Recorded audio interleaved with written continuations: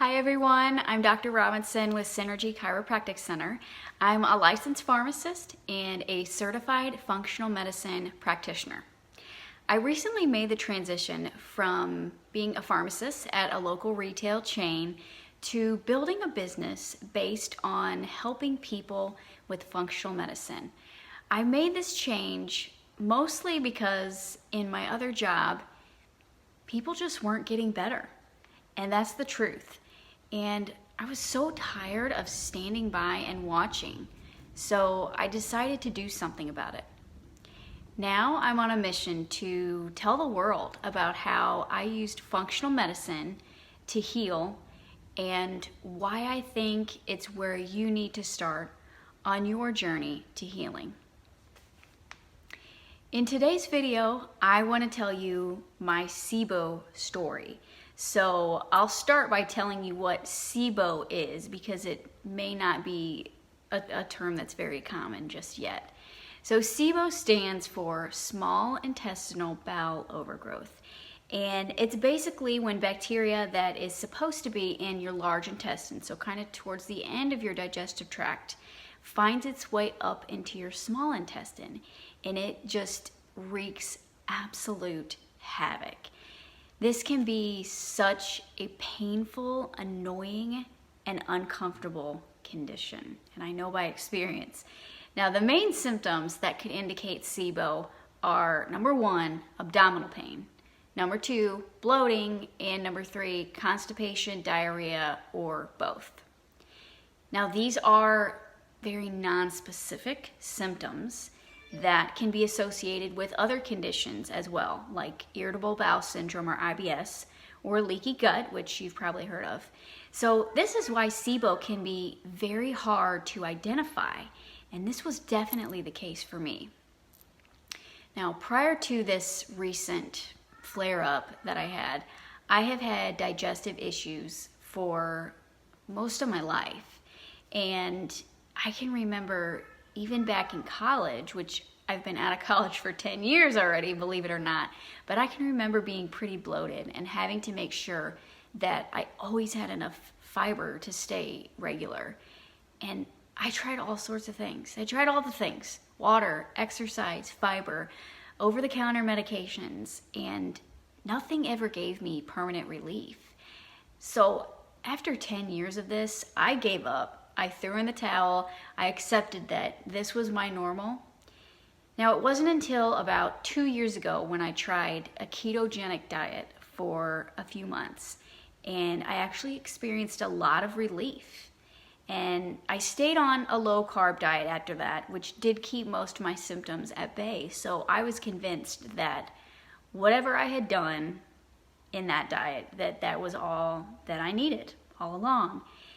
And you know, even just that small relief, basically cutting out a lot of sugar and processed food, that partial relief that I felt, I was like a new person. Fast forward to about a year ago, and I had just moved into a brand new house with my husband and my kids. And a few weeks after that, I caught some kind of stomach bug that made me sick. I felt nauseous and tired, and I had fever and chills and body aches. I had it all. And after a few days, I felt mostly better, but my stomach was still kind of sensitive. After a few weeks of this, I started wondering what was going on. And I started to do some research, and I was convinced that it was just a virus that was just taking a while to go away. And for a while, it would come and go, sometimes being very bad pain, and other times just slight nausea. So it was at this point that I really started to pay attention to exactly what I was eating. I was convinced that that was where the problem was. And I knew that I felt unhealthy, and my gut was just screaming. So I started at the beginning with what I knew. I did an elimination diet with the top food allergens. So I eliminated wheat and dairy, soy, and eggs. And I cut all of this out for 4 weeks. Now, I did notice that my skin cleared up and my allergies went away, but my stomach had not improved much. Next, I thought, maybe supporting my liver, I could help clear toxins if that was an issue for me. So I started taking milk thistle every day, which is a great natural supplement to do that, but this seemed to kind of make everything worse. So I stopped that after about 2 weeks. This was when I really started to explore gut health and pay attention to my symptoms along with what I ate. Now, I continued to eat a low-carb diet, and I had eliminated wheat and dairy. My stomach issues still came and went, but I thought that I just needed more time to heal. Then I got sick again with another stomach bug that made me miserable for another few days. And after that, a few weeks went by with some improvement, but I just couldn't get rid of that stomach pain and heartburn and nausea. And it seemed like foods that were high in fat were aggravating my condition. So I started to avoid high fat foods, and I seemed to get some relief. And it was at this point that I was convinced maybe it was some kind of bacteria or parasite. I wasn't sure what it was. So I did an overall gut protocol that included several supplements, including some herbal antibiotics that could eradicate problematic bacteria and yeast and parasites. And I did this protocol for a full month with some relief. Again, same pattern, but eventually the nausea came back. It wouldn't go away, and it just seemed worse. And my frustration was really growing at this point. I was praying, I was researching, and I was sleeping a lot. And that was the only time I felt relief from the nausea, was when I could fall asleep. Now, I often had people close to me say, why don't you just go to the doctor? And that's a valid question, I agree. But I kept telling myself that sometimes it really wasn't that bad, and I was still able to function. So why would I put myself through unnecessary scans and tests and blood draws if it was something that I could handle? That's how I thought about it anyway, but something told me that I need to figure this out on my own. And that this was an experience that would teach me how to help other people going through the same awful thing. Now, with everything that I know about functional medicine, I had the tools to heal. So I kept honing in on my symptoms, and I did more research. This led me to realize that my symptoms, the ones that really impacted my day, were concentrated in my stomach. The pain was always just right here in the same spot. And I was convinced that maybe it was H. pylori, which is a bacteria that is thought to contribute to stomach ulcers. So I changed my diet to one that was healing for stomach ulcers, and I took betaine and digestive enzymes to help my stomach digest. And once again, I was really convinced that this was my cure. I was slowly starting to feel a little better, but my diet was very limited at this point. I was eating food that was easy to digest and feeling some relief. And then again, after 5 weeks, I was only a little bit better than before.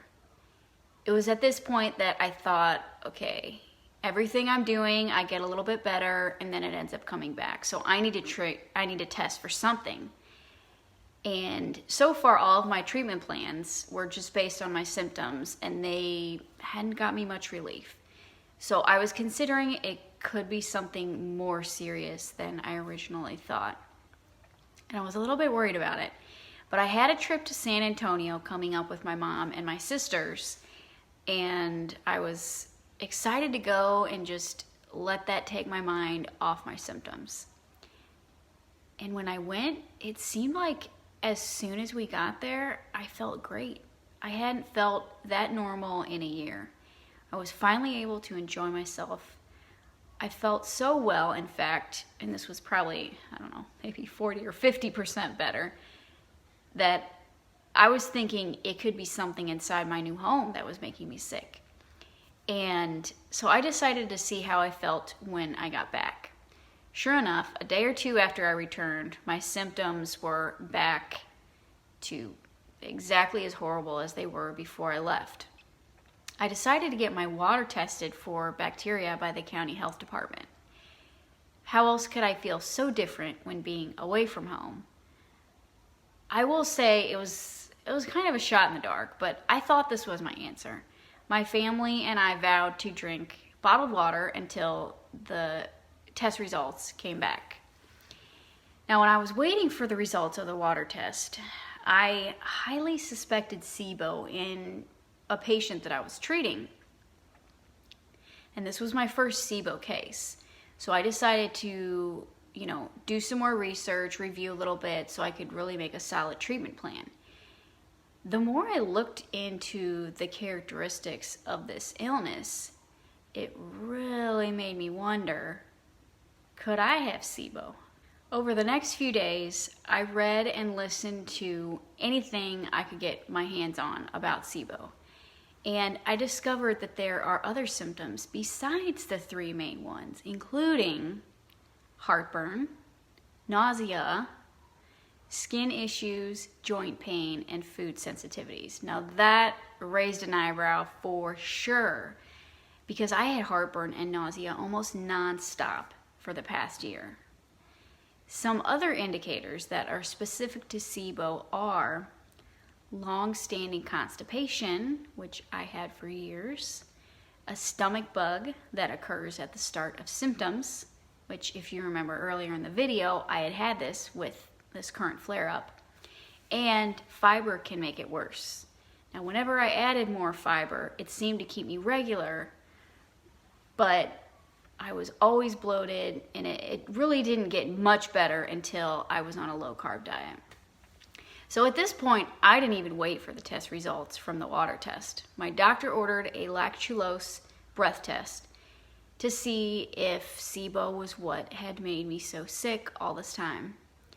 And I did the test at home, and I had my results the very next day. I was so anxious to see what the verdict was, and I had been desperately praying for it to be positive, because then I would finally know what was going on, and that would confirm that I wasn't crazy, it wasn't all in my head, and it was a positive test. So I was relieved, and I almost started crying there in the office because I was so relieved. It was a long time coming, like literally 15 years. But experience has been such a good teacher for me, as awful as it was to go through. But God always brings good from our trials. So this is my SIBO story so far. I am just now starting treatment, so there will be a SIBO part 2, hopefully in another month or so. Now, if this sounds like your story, or you have symptoms that are similar, I urge you to get help from someone who has treated SIBO. It can be easily missed, and it can be difficult to treat. So just getting answers is a victory. The next step is healing, and it is possible. Thank you so much for watching, and have a fantastic day.